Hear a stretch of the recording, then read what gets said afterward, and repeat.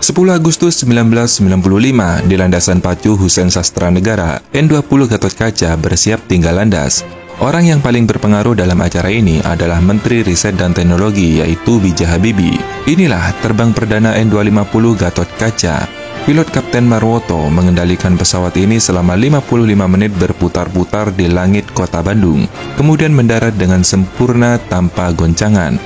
Kode N dalam pesawat ini berarti Nusantara. Pembuatan purwarupa pesawat ini dimulai pada tahun 1962 dengan biaya negara.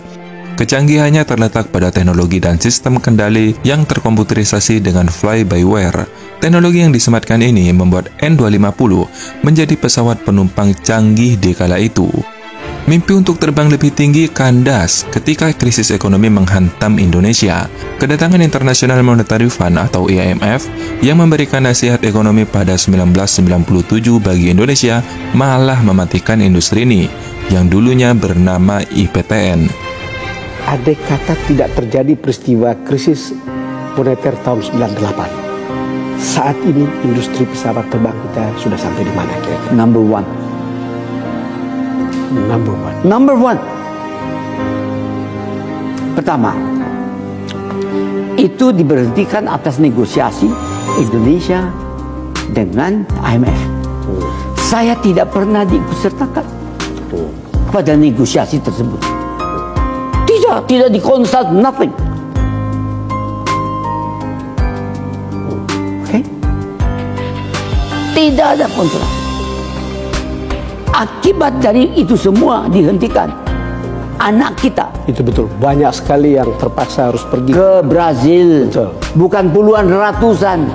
Ke Perancis, ke Turki, ke Airbus, ke Boeing, ke Kanada.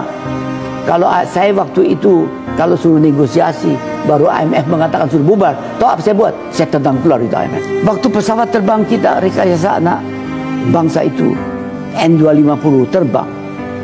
Yang kedua, yang fly-by-wire, yang tidak ada Dutch roll. Saya muncul di Le Bourget. Saya perkenalkan pesawat terbang saya N-2130. N-2130. 130 passengers and 2 jet engine. Wow. Pakai begini.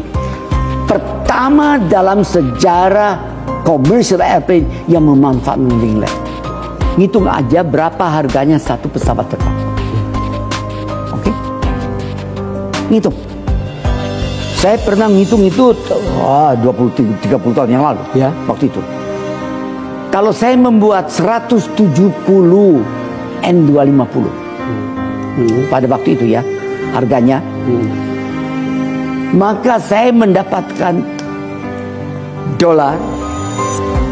Saya buat 170 tiap hari satu.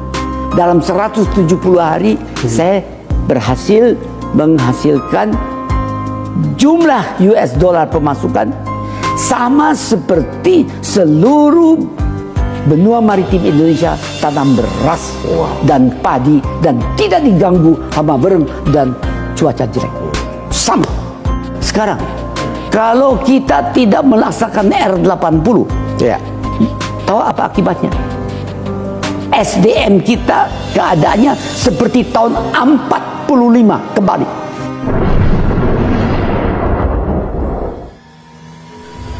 Tanggal 1 April 2014, mantan Presiden B.J. Habibie dengan tekad yang kokoh menyatakan bahwa pesawat R-80 akan segera mengudara pada tahun 2017.